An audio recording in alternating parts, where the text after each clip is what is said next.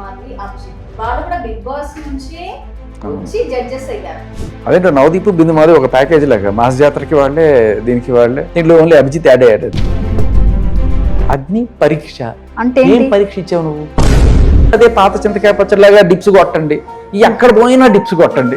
అరే ఎన్నిసార్లు చూపిస్తారా ఈ డిప్స్ కొట్టండి, లేకపోతే షేవింగ్లు చేసుకోండి, వ్యాక్సింగ్లు చేసుకోండి. ఇది అరే తరతరాలుగా ఇవే తప్ప ఇంకా వేరే ఏం లేవు, మీకు కొత్తగా ఆలోచనలు రావా? అగ్ని పరీక్ష కాదు, లోపలికి వెళ్ళిన తర్వాత కూడా ఫైనల్ గా జుట్టు కత్తిరించుకుంటారా లేకపోతే వ్యాక్సింగ్లు చేసుకుంటారా? ఏంట్రా ఇది? బుర్రలు లేవా మీకు? కొత్తగా ఆలోచించలేరా? క్రియేటివిటీ లేదా? ఇంత పెద్ద షో, మోస్ట్ పాపులర్ షో, ఇప్పుడు ఉప్పల్ బాలను పరీక్షించావు. ఏంటి నిన్ను తీసుకుంటే సమాజానికి వచ్చే ఉపయోగం ఏంటి అని అడిగావు. దానికి అబ్బాయి సమాధానం చెప్పలేకపోయాడు, లేకపోతే హర్ట్ అయ్యాడు. సమాధానం చెప్పు ఉండాల్సింది. వాళ్ళు తెలియని వాళ్ళు ఎవ్వరూ లేరు ఇండస్ట్రీలో కానీ తెలుగు రాష్ట్రాల్లో కానీ. అంత తెలిసిన వాడిని సెలబ్రిటీగా పిలవాల్సింది పోయి అగ్ని పరీక్ష పిలుస్తారు ఏంటి అని చెప్పి నాకు అనిపిస్తుంది. టీఆర్పీ కోసం కామనర్స్ ని ఎంతవరకైనా దిగజార్చి మాట్లాడొచ్చా మరి?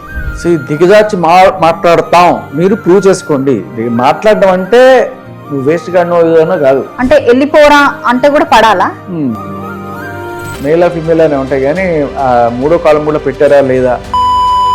ఇంజనీరింగ్ కాలేజీలో ర్యాగింగ్ చేస్తారు చూడండి, దానికి కూడా ఒక ఇది ఉంటుంది. దీనికి మోటివ్ ఏంటి? ఒక టీఆర్పీ రేటింగ్ పెంచుకోవడం కోసం ఇట్లా చేస్తున్నారా? నాకు తెలిసి సీజన్ 3లో అగ్ని పరీక్ష చేయడానికి భయపడతారేమో. ఇప్పుడు జరిగినది వద్దు రాబాబు మనకి గోళే వద్దు ఎందుకు అని చెప్పి అనుకుంటారేమో.